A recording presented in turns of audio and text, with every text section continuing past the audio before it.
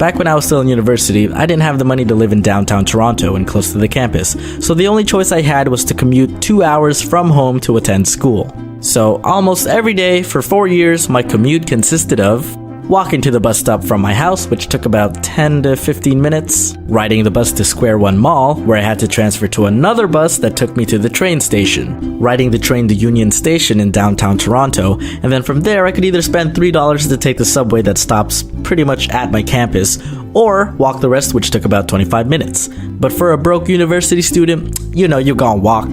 Dang, Dom. You must have been so bored during the ride. Actually, I tried my best to be unconscious for most of the commute, because being an architecture student who has to spend 4 hours of their day traveling, I'm gonna be using that time to catch up on sleep. Which wasn't always the best thing to do, since I ended up missing my stop a few times and then having to walk back, making me even more tired, and then by the time I get home, I'd have no energy to finish my homework, so then I pass out and wake up with the sun shining rays of disappointment at my face. There was one time when I had to take the GO train in the morning to catch an 8 a.m. class. I slept at like 3 a.m. the night before, or morning of, because of a project, so I was pretty dead and wanted to savor all the sleep I could get on the 30-minute ride. Now, Union Station is the supposed last stop on the route, okay? So, one of 3 things happen upon arriving. 1, I wake up by the time or before we arrive. Cool. 2, the strangers around me are willing to wake me up, knowing I probably don't want to stay in the train and probably have somewhere to be. Cool. And then what happened that day, number 3, no one wakes me up. I remain unconscious. Uncool. Obviously not their fault, that's just me failing at life. I don't know how long I was out. Out? No, we don't say oot. Out. I'm saying it right. Out. Yeah, out. But by the time I woke up, the train was moving again. Not back in the direction where I live, but past Union Station towards who knows where. So I panicked. I didn't know what to do. There was no one around me. I wasn't in immediate danger, but I needed to get the hell out of there. So I hit the emergency button. Train stops, doors open, and a worker runs to my cart. What happened? I fell asleep. Get out of here. Okay, sorry. Commuting via public transit can be inconvenient enough as it is, but it doesn't help when bus drivers can be so savage and just not give a f*** if you don't make it on time. Like, okay, I get it. They gotta stick to a schedule. They have guidelines to follow, yeah. But if the schedule says that the bus is arriving at 1:40 p.m., I'd say it's safe to assume a 5-minute window before and after for the bus to arrive, given good weather and accounting for some traffic. But if I'm walking towards my bus stop, okay, like I see it in the distance and I see that a bus is already there at 1:30 p.m., I shouldn't be going, is that my bus? Please let that not be my bus. That's gotta be like the 1:20 bus running late, right? Oh god, that's probably my bus.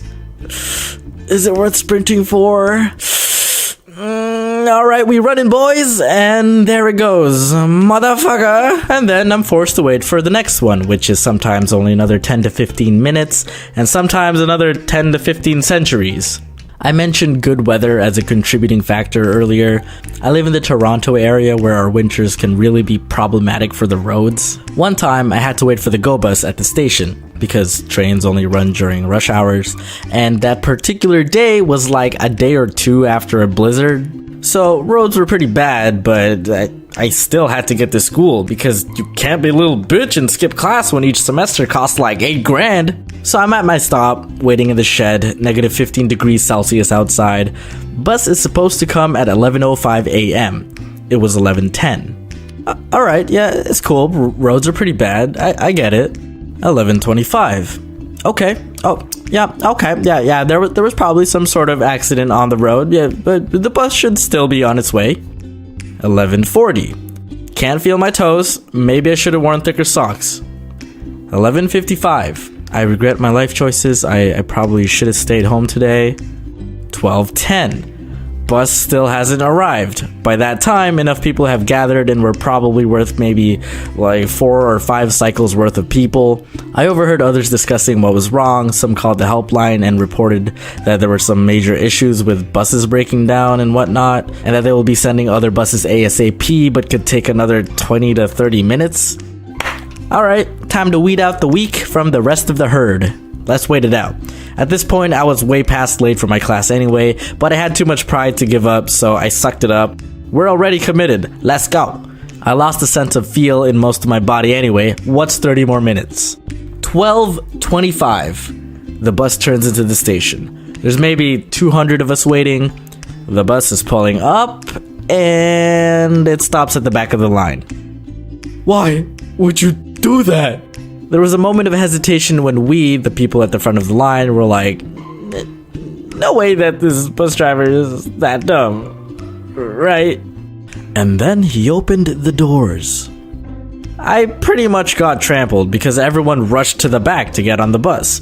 I was honestly too tired to even fight for it. I mean, after the clusterfuck of people managed to fit in the bus, the driver told the rest of us that more are coming in like 5 minutes. So, okay, yeah, I guess it wasn't too bad. Except the next bus did the same damn thing. Oh baby, what have we got here? Hey, that looks like a Loot Crate box. That's exactly what it is. But what is it? What do you mean? You just called it a you knew what it was? What? Alright, you obviously don't know how to do this, so let me just take over, okay? Alright? Alright. Loot Crate is a monthly subscription box service that contains a bunch of exciting geek, gamer, and pop culture items. Tell them how much it is. Yo, chill. I'll get to that. Less than $20. Yeah, what he said. Meaning each month you get 6 to 8 items ranging from licensed gear, apparel, to other collectible items that are worth over $50 in retail value. When's the cutoff? You have until the 19th of any month at 9 PM PST to subscribe and receive that month's crate, and then it'll be automatic after that. But what if I wait until after 9 PM? Then you lost your chance on that crate forever. But you can always look forward to the next month. There's always at least one thing that'll interest you. So sign up at lootcrate.com/Domix and enter the code DOMIX to save 10% on any new subscription. How do they know what they're gonna get though? Well, you see, each month has its own theme. This month, being Dystopia, contains items such as the Aerodyne police car and police badge from Blade Runner, a Fallout 4 headset, and a Mirror's Edge wristwatch. Wow, someone give that one bus driver one of these, cause he sure as hell didn't come to my stop on time. But hey, if you miss out on this box, you can look forward to the next box, of which the theme is futuristic. You can expect things from Star Trek, Futurama, Mega Man, and Rick and Morty. Seriously, I need season 3 of Rick and Morty soon. Please. And if none of these interest you, Loot Crate also offers other genres such as gaming, pets, and anime. Once again, that's lootcrate.com/Domix with the code DOMIX to save 10% on new subscriptions.